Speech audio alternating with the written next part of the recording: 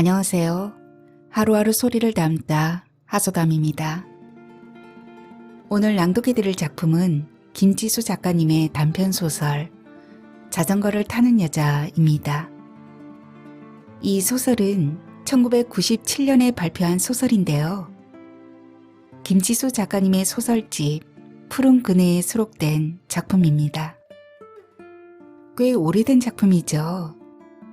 그럼에도 작가님의 촘촘한 문장력은 여러분에게 충분히 공감대를 형성시켜 드릴 겁니다.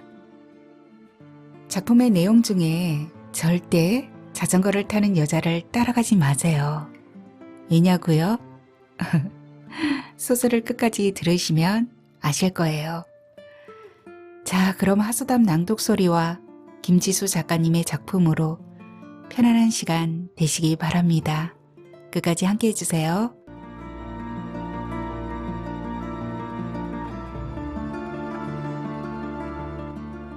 자전거를 타는 여자 김지수 단편소설.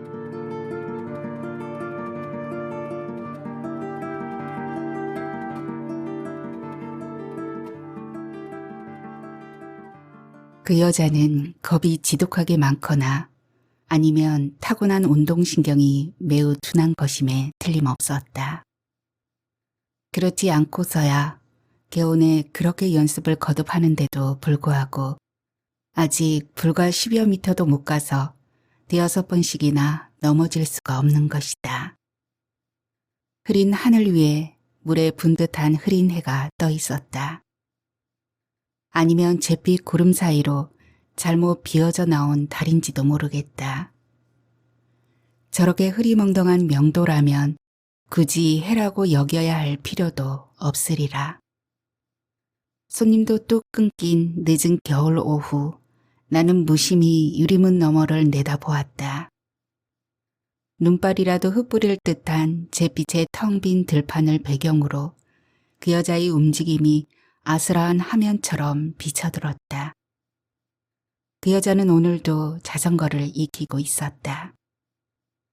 승마복처럼 몸에 달라붙은 검은색 쫄바지에 헐렁한 터들넥 스웨터를 입고 아까부터 그렇게 자전거와 씨름을 하다시피 하고 있는 것이었다. 나는 벽에 바짝 붙인 둥글 의자에 기대어 앉은 채 언제나처럼 그저 멍한 시선을 그 여자에게 두었다. 아무 때든 느닷없이 문을 밀고 들어설 손님을 기다리는 일 외에는 내게는 달리 아무것도 서둘러야 할 일도 마음 내키는 일도 없었다.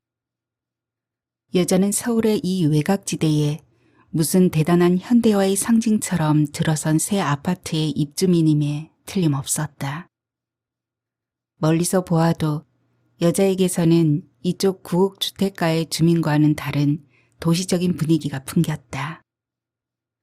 대여 가격 대폭 인하, 개당 500원이라고 써붙인 이 비디오 가게 바로 건너편에 하얀 분을 바른 듯한 새 건축물이 완공된 것은 꼭 2달 전이었다.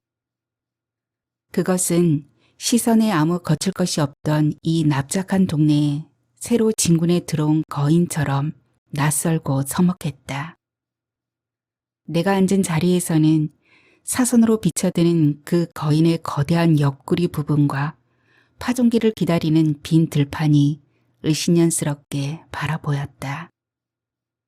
들판의 끝 너머 여자가 자전거에 매달려 있는 그 들길의 막다른 곳에는 수도권을 벗어나거나 진입하는 자동차들이 경쟁하듯 쏜살같이 질주하는 국도가 있었다. 무엇에 내몰린 듯이 헐떡이며 멈출 줄 모르고 달리는 차량들의 뽀얀 등이 마치 미친 짐승의 그것처럼 보인다. 여자의 솜씨로 보아 능란하게 자전거의 페달을 밟으며 그 국도까지 다다를 가망은 별로 없어 보인다. 잎을 모조리 떨군 가로수가 마디 풀린 뼈다귀처럼 바람에 너덜거렸다. 늦은 겨울의 가느다란 탄식 소리가 창살을 훑으며 지나갔다. 두꺼운 스웨터를 걸쳤음에도 어깨 쪽지가 새삼 시렸다. 석유난로를 피울까 잠시 망설이다가 나는 그냥 겨드랑이로 두 팔을 엇갈려 깊이 찔러 넣으며 할 일 없이 여자의 움직임을 쫓았다. 입주민들이 늘어나고 아파트 단지에 새로 형성된 상가에 물량을 충분히 갖춘 새 비디오 대여점이 들어서면서부터 그나마의 주택가 손님마저 출입이 끊기다시피 했다.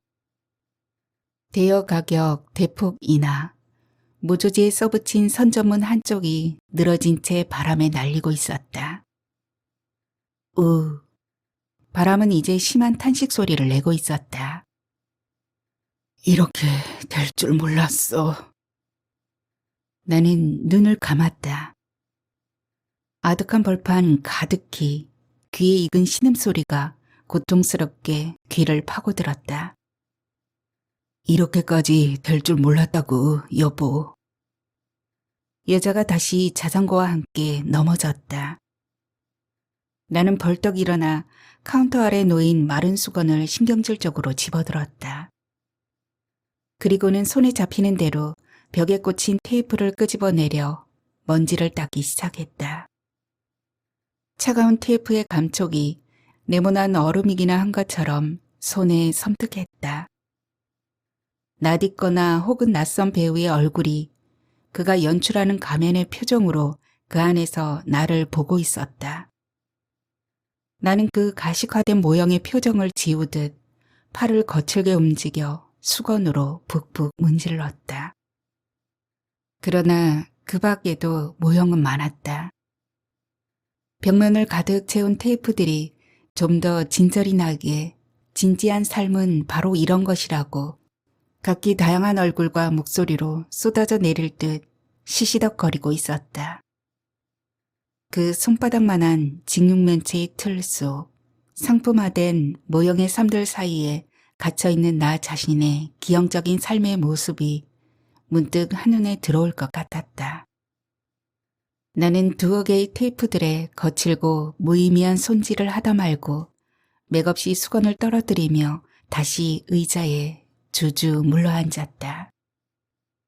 들판을 쓸어오는 황량한 바람의 아우성을 몸보다 시린 마음으로 들으면서 나는 어깨를 잔뜩 웅크리고 앉아 그저 아득히 자전거 타는 여자를 바라보았다. 나는 한 번도 자전거를 타보려고 시도했던 적도 실제로 타본 적도 없었다. 단지 중학교 2학년쯤이던가 어느 물리 시간에 있었던 선생님과 반장과의 논쟁을 기억할 뿐이다. 자전거가 쓰러지려고 하면 바퀴를 반대편으로 틀어야 하는가 아니면 쓰러지는 쪽으로 틀어야 하는가가 언쟁의 주제였던 것 같다. 수업 중 돌연히 불거져 나온 그 문제를 풀기 위해 우리는 겨울방학을 며칠 앞둔 썰렁한 운동장에 들러섰다. 선생님은 학생들의 주시하에 자전거에 올랐고 본인의 주장대로 핸들을 반대편으로 꺾다가 보기 좋게 엉덩방아를 찧으며 넘어졌다. 학생들은 일제히 소리내어 깔깔거렸고 추위에 시퍼래진 얼굴로 선생님도 씩 웃었다. 간단한 원칙에도 우리의 상식을 뛰어넘는 그 무엇이 있다는 것. 그것이 자전거에 대한 나의 추억의 전부였다. 아줌마, 옥보단 있어요? 출입문이 갑자기 열리더니 학교에서 중간에 빠져나온 것임에 틀림없을 듯한 체격 좋은 여드름쟁이 소년이 연소자 관람불가의 테이프를 쑥스러운 기색도 없이 찾았다. 없어. 소녀는 뭐 이런 가게가 다 있어 하는 듯이 불퉁스러운 표정으로 문을 꽝 닫고 나가버렸다. 나는 시계를 보았다. 은지가 놀이방에서 돌아올 시간이었다. 외할머니가 차려준 점심을 먹고 은지는 소화기를 들고서 또박또박 엄마와 교신하는 번호판을 누르리라. 금방이라도 울릴 것 같은 전화기를 습관처럼 흘낏 스쳐본 후 나는 수지타산이 너무도 빤해 펼쳐들기가 두려운 장부를 앞으로 끌어당겼다. 임대료를 충당하기에는 아직도 빠듯한 숫자를 들여다보고 있는데 출입문이 열리는 별다른 기척도 없이 누군가 카운터 앞에 섰다. 나는 고개를 들었고 그리고 승마복처럼 보이는 검은 쫄바지에 헐렁한 터들넥 스웨터를 입은 젊은 여자가 뺨이 발갛게 상기된 채 서 있는 것을 보았다. 뭐 좀 없어요? 여자가 물었다. 손으로 얼어붙은 제 얼굴을 감싸면서 호호 입김을 피워올리며 나를 빤히 쳐다보는 여자를 보고 나는 하마터면 자전거 타는데 필요한 것 말이에요. 하고 되물을 뻔했다. 여자는 여느 손님들이 늘 그러한 것과는 달리 진열장 쪽은 돌아보려고도 않고 여전히 나를 빤히 바라본 채 수공거리듯 나직이 잇따라 말했다. 뭔가 시간 보내기에 아주 그럴듯한 거 말이에요. 기껏해야 20 중반쯤 되었을까? 솜털이 보수수한 얼굴은 세필로 그린 듯 여리고 가늘어 보였다. 화장기가 전혀 없는데도 입술은 진한 핑크빛이었고 살갗은 희고 맑았다. 그래서 그런지 이지적인 느낌보다는 어딘지 모르게 비현실적이고 감상적인 분위기를 풍겼다. 그런 거면 제가 먼저 보고 싶네요. 나는 웃지도 않고 그렇게 대꾸했다. 여자는 시선을 떼지 않은 채 잠시 아무 말 없이 서 있더니 전혀 칙칙하지 않은 투명한 목소리로 불쑥 물었다. 아줌마도 누굴 기다리시죠? 손님 아닌 누굴, 아니면 무언가를. 연료를 절약하기 위해 꺼놓은 석유난로를 다시 피우기 위해 나는 허리를 구부렸다. 기름을 확인하고 스위치를 돌리자 까맣게 죽어있던 방열망에 얼기설기 화기가 돌면서 금방 빨간 열꽃이 피어올랐다. 나는 철판 위에 물이 담긴 작은 주전자를 올려놓았고 좁은 가게 안에 금방 훈훈한 열기가 도는 것을 느꼈다. 그러나 기실 저마저말 자극한 듯 영문 모를 열기가 치받는 것은 알지 못할 내 영혼의 어느 부분이던가. 자전거는 어디 있죠? 내가 묻자 여자는 소년처럼 씩 웃으면서 턱으로 문 밖을 가리켰다. 요 앞에 세워두었어요. 낡아서 누가 욕심내지는 않을 거예요. 그런데 저 여기서 좀 놀다 가도 되겠어요? 맘대로. 쓸데없는 질문만 하지 않는다면요. 그제야 내가 웃었다. 여자는 안심했다는 듯이 높은 선반의 물건을 내리는데 주로 사용하는 등받이 없는 나무 의자 위에 걸터 앉았다. 그새 손님이 한 사람 새로 들어와 아파트 상가에는 여분이 없었음에 틀림없을 새로 나온 테이프를 하나 대여해 갔다.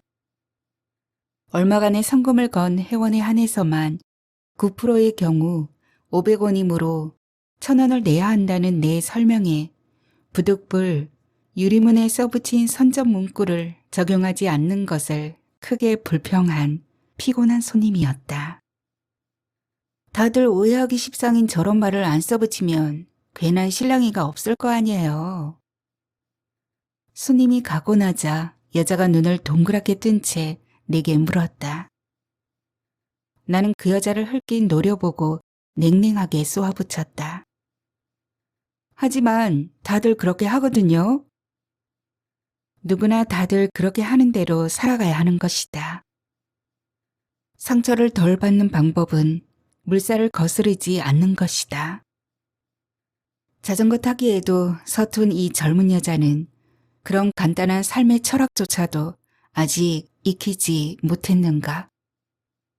전화벨이 울렸다. 나는 급히 소화기를 들었다.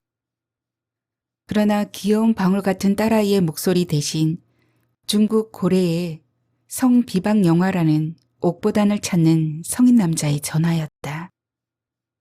그 테이프가 들어오기만 하면 쓰레기통에 처박으리라. 나는 소화기를 놓으면서 마치 수음을 하다가 전화를 건 듯한 모르는 남자의 끈끈한 목소리가 귓결에 남은 것 같아 은연중에 진저리를 쳤다. 늘 절 쳐다보고 있다는 걸 알고 있어요. 여자가 말했다. 그 때문인지 왠지 허물없이 느껴지네요. 저 실은 테이프 빌리러 들어온 거 아니에요. 그런 가짜 삶들은 흥미 없어요. 그냥 아줌마하고 얘기를 나누고 싶었어요. 아무 얘기든지요. 나는 카운터 위에 펼쳐져 있는 장부를 무의식 중 덮으면서 아직도 스산하면서도 청량한 들판의 바람 냄새를 풍기는 여자를 멍청이 바라보았다. 별의별 손님들이 다 있었지만 이처럼 거리낌 없이 친화감을 나타내는 이는 대한 적이 없었다. 그런데 이상하게도 나 역시 가까운 거리에서 처음 대하는 그녀가 별로 어색하지 않았다. 단지 그녀가 본래 수다스럽고 당돌한 건지 아니면 그만큼 절박한 대화 상대가 필요했던 것인지 짐작조차 할 수 없었다. 잠시 침묵을 지키고 있던 나는 시선을 비키며 어쩔 수 없다는 듯이 물었다. 커피 한 잔 할래요? 고마워요. 그렇게 하죠. 그녀가 얼른 고개를 끄덕였다. 나는 카운터 앞의 쟁반에서 머그잔을 2개 일으켜 세운 뒤 인스턴트 커피통의 뚜껑을 열고 커피 가루를 2스푼 떠넣었다. 그런 다음 김을 피우고 끓고 있는 주전자를 들어올려 그 안에 뜨거운 물을 채웠다. 마른 낙엽가루 같은 커피 알갱이는 컵 안에서 작은 소용돌이를 이루며 향을 피우면서 금방 갈색으로 녹아내렸다. 나머지 빈잔에도 반쯤 물을 부은 뒤 나는 커피가 든 잔을 여자에게 권했다. 고마워요. 여자가 다시 한번 살해하고 선뜻 그것을 들어 한 모금 깊숙이 마셨다. 나는 뜨거운 커피를 마실 때마다 마지막 독배를 들고 있다는 느낌이 들어요. 이를테면 황홀한 죽음 같은 그런 막다른 느낌 말이에요. 잔에서 피어오르는 새하얀 김을 물끄러미 들여다보면서 여자가 탄성처럼 낮게 소곤거렸다. 지독한 불면 때문에 그런 황홀한 죽음 같은 액체를 끄는 나는 대신 뜨거운 물을 한 모금 삼키고 그 물맛처럼 몸이 건조하게 물었다. 날 보았다고요? 그럼요 하는 듯이 여자가 나를 올려다보면서 고개를 끄덕거렸다. 넘어질 때마다 창피해서 누가 보나 주위를 재빠르게 휘둘러 보곤 했죠. 처음에는 아무도 보이지 않던데요. 그러다가 언젠가부터 유리창 너머 아줌마의 시선이 느껴졌어요. 그런데 처음에는 날 보고 있는 줄 알았는데 점차 그게 아니다 싶더군요. 뭐랄까? 멀리서인데도 그 시선의 초점이 나를 보면서도 내가 아니라는 걸 느낀 거예요. 대단하네요. 내가 바람처럼 아무 감정 없이 웃었다. 여자가 너무도 진지하게 말하고 있어서 그게 전혀 터무니없는 말장난이 아니라는 것이 느껴졌다. 여자는 진정으로 그렇게 생각하고 있는 게 틀림없었다. 그렇다면 나는 여자를 넘어 허허로운 그 무엇을 바라보고 있었다는 것인가? 이렇게 될 줄 몰랐어. 창틀 사이로 비집고 들어오느라 가끔 휘파람 소리를 내는 바람 사이로 어디선가 그런 목소리가 들린 듯도 했다. 이렇게 될 줄 몰랐어. 어쩌다 이렇게 됐는지. 그리고 마지막 기력을 토해내는 듯한 긴 한숨. 진열장에 가득히 꽂혀있는 테이프들이 갑자기 묵직한 생활의 무게로 우수수 쏟아지는 것 같은 현기증에 나는 잠깐 질끈 눈을 감았다. 전화벨이 울렸다. 나는 스스로가 갑자기 쇠처럼 굳어진 느낌이 들어 딱딱한 손으로 수화기를 들어 올렸다. 내다. 평생을 길고 짧은 시름으로 보낸 노인의 수심에 전 목소리를 듣자 나는 탄식처럼 어머니 하고 짧게 뱉고 말았다. 네 목소리가 와 그렇노? 무슨 일 있었나? 아니요. 그러게 여기 또 무슨 험한 일이 더 있겠노? 짧은 한숨 뒤에 노인이 덧붙였다. 경찰서에서 전화 왔더라. 일간 댕겨 가라더만 무슨 소식이나 있는 겐지. 노인은 더 말을 잇고 싶지 않은지 수화기는 잠시 침묵을 전하더니 이내 엄마야? 나 은지. 전내가 뚝뚝 흐를 듯한 어리광 섞인 딸아이의 목소리가 낭낭하게 들려왔다. 그래, 점심 먹었니? 아이의 목소리를 들으면 그 때묻지 않은 유아기의 천진함을 떠올리면 저절로 온몸에 생기가 도는 듯했다. 내 목소리에도 나도 몰래 탄력이 실렸다. 그래, 점심 먹었니? 응, 꽁치하고 먹었어. 꽁치. 옆에서 이모가 수정했다. 근데 엄마? 아이가 기니 할 말이 있는 듯 목소리가 빨라졌다. 수아가 혼났어. 선생님한테. 걔가 뭘 잘못했는데? 우리 아빠 도망갔대. 수아가 그랬어. 아빠가 어떤 여자랑 외국으로 도망갔다고. 어머, 얘 좀 봐. 이모가 수아기를 빼앗아 가려는 듯 아이의 싫어하는 소리가 들리고 이어 불쑥 터뜨리는 긴 울음소리에 여운을 남기며 전화가 툭 끊어졌다. 자전거를 타는데 가장 중요한 건 균형을 잡는 법이래요.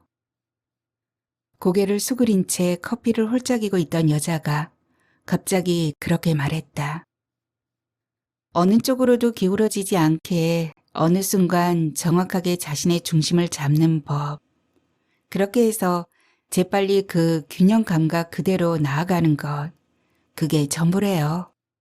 그런데 어떤 사람들에게는 그게 아주 쉽고 자연스럽게 주어지는데 어떤 사람들은 아무리 애를 써도 어렵대요. 어려워요. 난 너무 힘들어요. 커피를 술처럼 마셨는지 여자가 취한 목소리를 냈다. 나는 여자를 바라보았고 그 여자가 조금 전 내가 바라보던 빈 들판을 초점 없는 멍한 시선으로 지켜보고 있는 것을 보았다. 우리는 서로 아무 말 없이 잠시 침묵 속에 놓였다. 습관처럼 입술을 뒤씹자 근래 들어 퍼렇게 타들어가기 시작한 아랫입술의 어느 부분인가가 다시 새로이 갈라졌는지 몹시 쓰라렸다.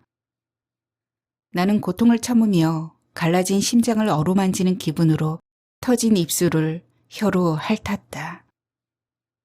어려운 일을 왜 하죠? 내가 그렇게 물었던 것일까? 여자가 문득 고개를 돌려 나를 바라보더니 중얼중얼 짓거리기 시작했다. 이사 온 집에 버려진 자전거가 있더라고요. 전혀 원하지도 않았는데 내 존재 옆에 뭔가가 함께 놓여 있는 거예요. 그런 걸 숙명이라거나 뭐 그런 식으로 부르겠죠? 가끔 내 몸속을 달리는 강포한 어떤 기운을 느껴요. 그게 내 자신의 내부에 잠재되어 있는 선천적인 폭력성인지 맘대로 사라지지 않는 세상의 부조리에 대한 폭발적인 울분 같은 것인지 그도 아니면 동물처럼 나도 몰래 길들여진 섹스에 대한 돌연한 충동인지 알 수 없어요. 그저 난 그런 때 자전거를 타죠. 그때 처음으로 나는 그 여자를 가게에 들인 것을 후회했다. 그렇게 말하는 그 여자가 가지고 있는 알지 못할 광기에 감염당하는 건 아닌가. 나도 몰래 두려워졌던 것이다. 손님이 들어왔다. 마땅히 찾는 것도 없이 그저 좀 그럴듯한 게 없나 둘러보러 온 까다롭고 질긴 손님 같았다. 나는 손님의 취향을 파악하기 위해 그에게 말을 걸었고 그러는 사이 여자는 올 때와 마찬가지로 소리 없이 사라지고 없었다. 다음 날도 여자는 자전거를 타러 나왔다. 여느 때처럼 불과 10여 미터를 못 가는 동안 여전히 5번도 더 넘어지던 여자가 어느 순간 나를 바라보고 씩 웃는 듯이 여겨졌다. 그날은 웬일인지 손님이 끊이지 않아 늦게야 문득 다시 내다보니 여자가 빈 들길에 혼자 앉아 있는 것이 보였다. 자전거는 그 여자의 발치에서 저만치 내팽개쳐진 듯 쓰러져 있었다. 여자가 어렵고 힘들어하는 것은 정말로 인간이 조립한 단순한 기구인가? 나는 고개를 수그린 여자의 반쯤 꺾여있는 등에서 무언가 적막하고 위태로운 그늘을 본 듯도 하였다. 저녁 나절에 나는 그 여자를 다시 보았다. 은지에게 열이 있다고 해서 좀 일찍 퇴근하려고 준비를 하다 말고 누군가 가게 앞을 스쳐가는 기척이 있어 무심히 바라보니 그 여자가 어떤 남자의 팔에 매달리다시피 한 채 무언지 열심히 종알거리며 지나가고 있었다. 남자는 40대가 넘어 보였고 여자를 향해 미소를 짓고 있었으나 어딘지 침울해 보이는 표정을 가지고 있었다. 시야에서 사라졌던 두 남녀는 아파트 기퉁이에서 잠시 모습을 나타내었다가 다시 보이지 않게 되었다. 아주 짧은 순간이었지만 나는 여자에게서 미묘한 배반감을 느꼈던 것도 같았다. 여자가 웃고 있었기 때문이었을까?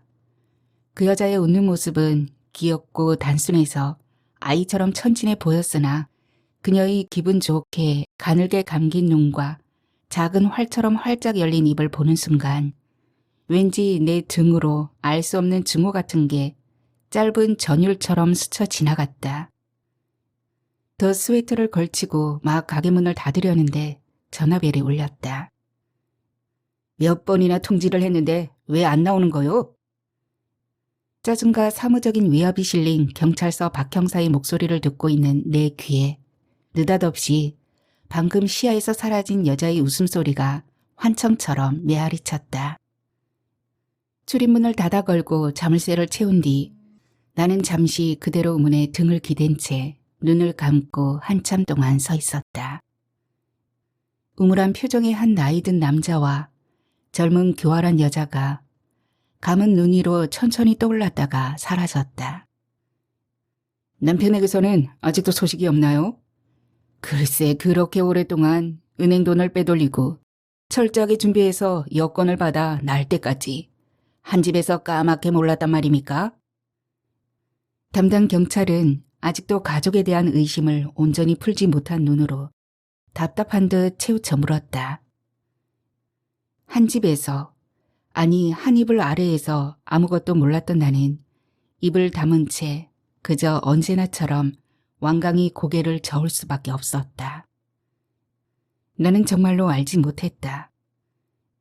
남편은 꼼생원이라는 별명을 들을 정도로 꼼꼼하고 철저한 사람이었다. 몸이 불편해도 정시에 출근하고 퇴근하는 것을 생활 철칙으로 알고 있었으며 법인이 도덕규범 등에 한 번도 어긋나 본 적이 없었다. 더욱이 도박이나 투기 따위에 관심을 보인 적도 없었다.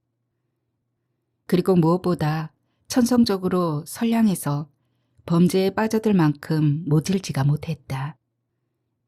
그런데 그런 남편이 어느 토요일 오후 업무가 끝나자마자 근무처인 지점에서 미리 빼돌린 엄청난 공금과 더불어 김포공항을 통해 갑자기 사라져버린 것이었다. 나는 아직도 그가 단 한마디의 언질도 없이 아내와 딸이 있는 가정과 조국을 버렸다는 것을 믿을 수가 없었다. 남편이 자신의 엄청난 행적에 대해 변명이라고 이름 지을 만한 단서를 남긴 것은 꼼꼼히 챙겨놓은 마지막 영수증 사이에서 나온 메모지에 신음처럼 휘갈긴 몇 마디의 낙서뿐이었다. 결과가 이렇게까지 될 줄은 몰랐다. 여자는 여전히 자전거를 탔다. 바지가랑이에 엉망으로 흙을 묻히고 깨진 손등으로 피를 내보이면서도 여자는 줄기차게 자전거에 매달리고 있었다. 그 덕분인지 솜씨도 제법 늘어 이제 넘어지는 횟수도 훨씬 줄어들었다.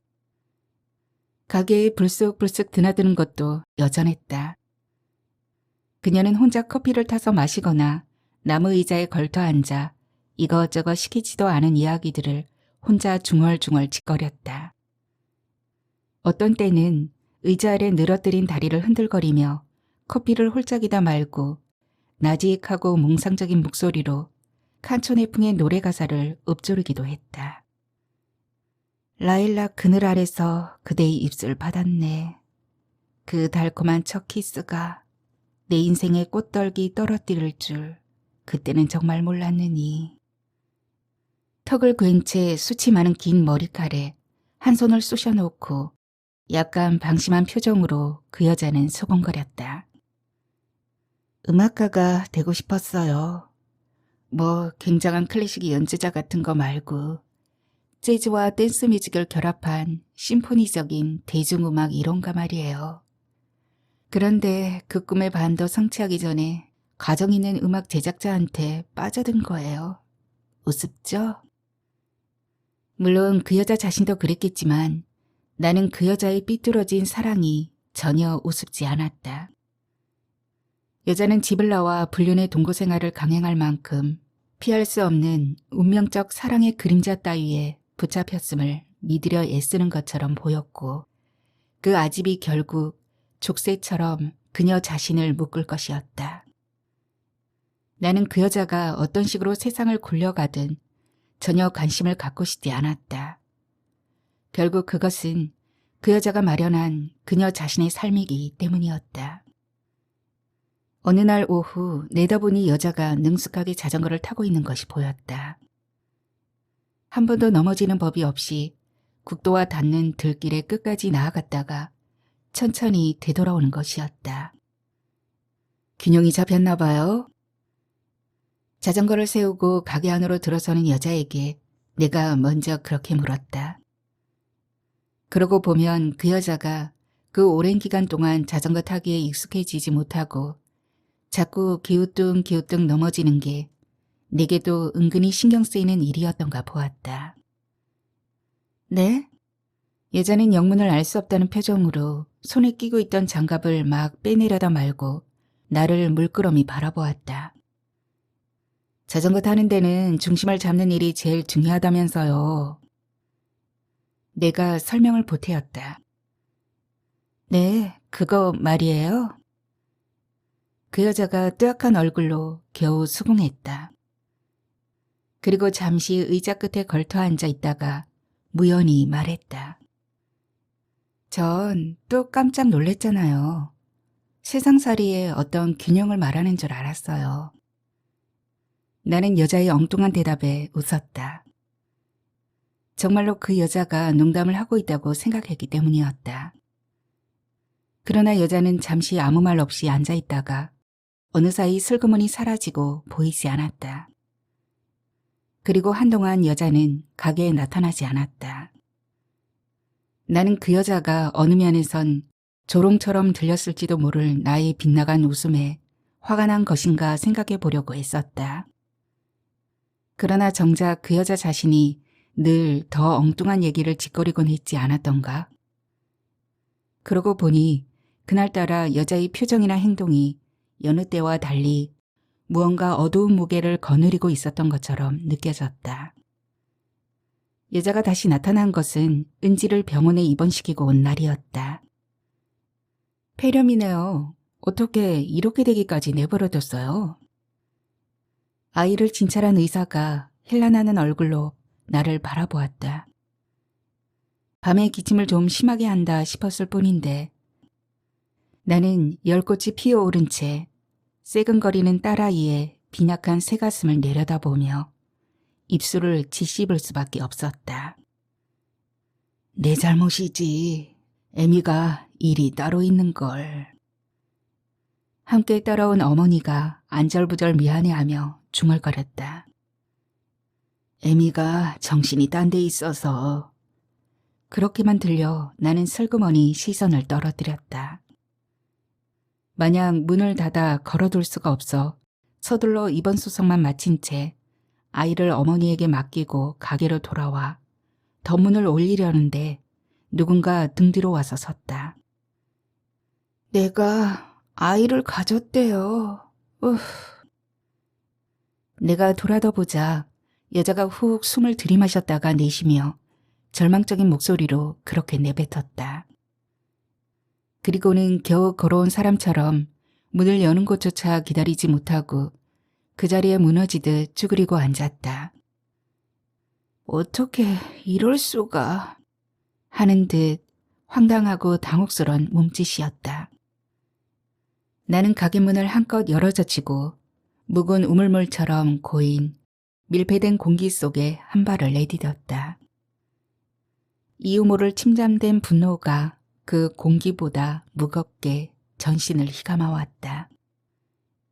카운터 위에 백을 올려놓고 나는 잠시 그대로 서 있었다. 여자가 검은 머리칼 사이로 두 손을 쑤셔넣고 망연히 앉아있는 게 보였다. 걷어 올려진 터들넥 소매 끝에서 드러난 희고 가느다란 팔과 함부로 흩어진 길고 숱 많은 머리칼이 어딘지 참혹한 아름다움을 연출했다.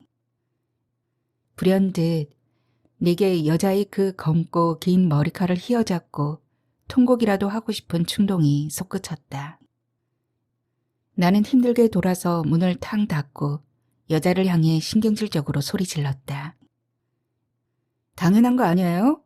그런데 왜 마치 성령으로 잉태하기라도 한 것처럼 호들갑을 떨죠? 여자가 나를 바라보았다. 나는 그런 그녀를 향해 냉랭한 미소를 띄었다. 나는 결코 그 여자의 얼굴을 바라보지 않았으므로 그녀가 어떤 표정을 지었는지는 알 수 없었다. 그러나 어쨌든 그 여자는 아무 말 없이 그 자리에서 돌아서더니 흐느적 걸어가 버렸다. 여자가 다시 올 것인지 아닌지 나는 전혀 알 수 없었다.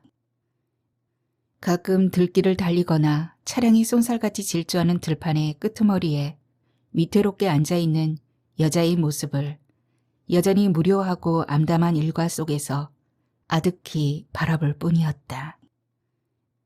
은지의 병은 별로 차도가 없었고 가게는 벌써 석 달째 임대료가 밀려 있었으며 친정의 살림을 유지해 나가면서 내게도 도움을 주던 오빠의 사업은 그즈음 더욱 부진한 김이었다. 나는 더욱 게을러져서 카운터에 마저도 부옇게 먼지가 올랐다. 하늘이 무겁게 내려앉은 그 겨울의 끄트머리에 나는 잠시 가게 문을 닫아 걸고 다시 전화를 걸어온 경찰서로 갔다. 함께 출국한 여자의 신분이 밝혀졌어요. 경찰이 말하면서 입사 용지에 붙였다 떼어낸 듯한 명함판 크기의 젊은 여자 사진 한 장을 내 앞 탁자 위에 올려놓았다. 나는 갑자기 가슴이 탁 막히는 듯하여 나도 몰래 얼른 그 사진을 외면했다. 처음 사건이 벌어졌을 때 가족의 공범 여부를 취조한 바 있던 그 경찰이 약간의 동정이 담긴 목소리로 말을 이었다. 전에 같은 은행에 임시 채용되었던 여행원이더군요. 거참, 그 친구가 아주머니 같은 부인을 두고 왜 이런 짓을 저질렀는지 모르겠네. 고개를 무릎 사이에 처박은 청년을 앉혀두고 피의자 조서를 작성하고 있던 옆자리의 동료가 사진을 흘낏 건너다 보며 말을 받았다. 내가 보기에도 그래. 처음에 이 여자가 가벼운 금융사고를 일으켰는데 그걸 이 친구가 도와주었더구만. 아무래도 그러다가 여자한테 단단히 물린 것 같아. 내 머릿속으로 수많은 벌새떼들이 날아올랐다. 온몸의 솜털이 바늘 끝처럼 솟고 그 바늘이 일제히 폐부를 찌르는 것 같았다. 이렇게까지 될 줄은 몰랐어. 남편의 황망한 중얼거림이 문득 귓가를 쳤다. 나는 거스러미가 돋는 입술을 말없이 짓씹었다. 거칠게 갈라진 입술의 어느 부분에선가 툭 핏방울이 터져 쓰라렸다. 결국 그 때문에 불렀다는 듯 경찰이 거듭 다짐했다. 어떤 형태로든 연락이 오게 되면 반드시 신고를 해주셔야 합니다. 남편이라고 감싸시려 들면 점점 곤란하게 돼요. 가게로 돌아오니 잠가놓은 문 앞에 낯익은 자전거 한 대가 놓여 있었다. 주위를 휘둘러 보았으나 기다리기가 지루했던 것인지 여자는 보이지 않았다.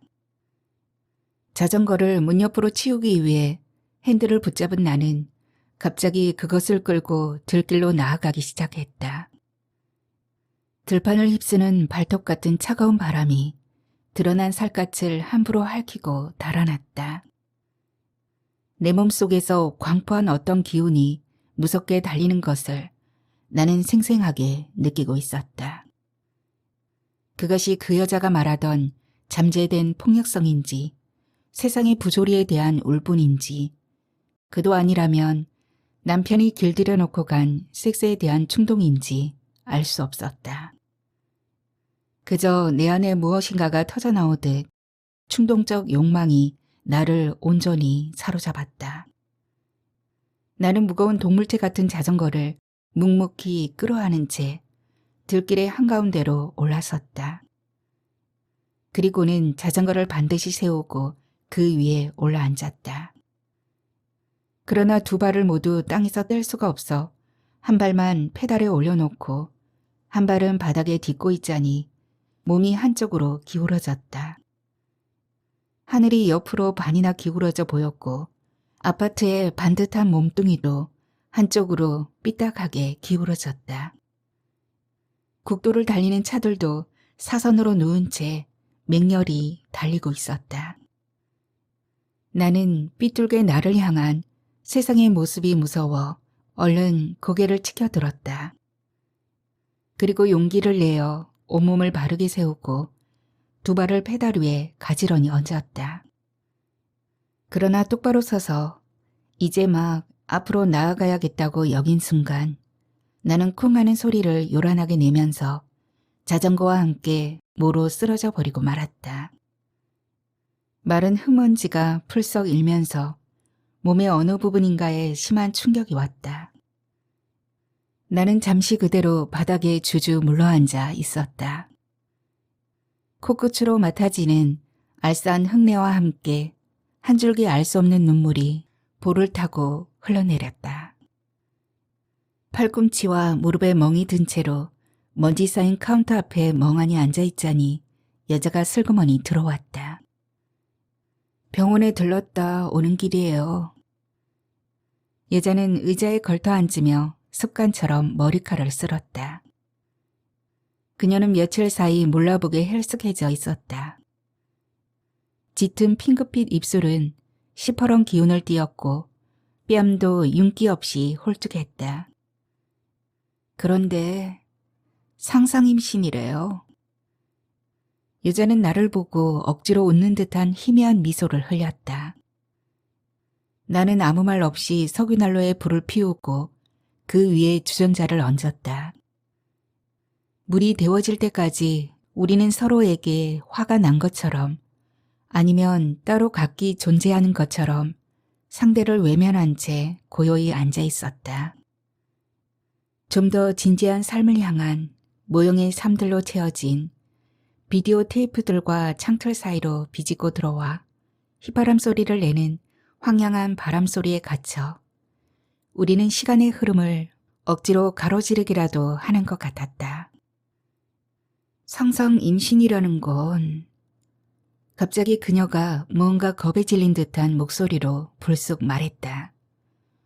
그러니까 그건 임신을 너무 원하거나 또는 그 반대로 지독히 두려워하는 경우 실제와 똑같은 현상이 생긴대요. 생리가 끊어지고 입덧을 하고 의사로부터 그런 설명을 듣는 순간 안도감보다는 온몸에 전율이 올랐어요.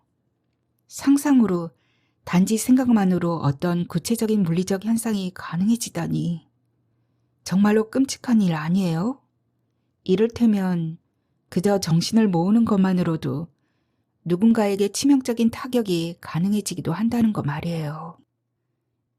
예전엔 아직도 세상에 대한 균형과 거리가 먼 것인가? 나는 열에 들뜬 듯 다소 논리에 비약에 빠진 듯한 여자를 물끄러미 바라보았다.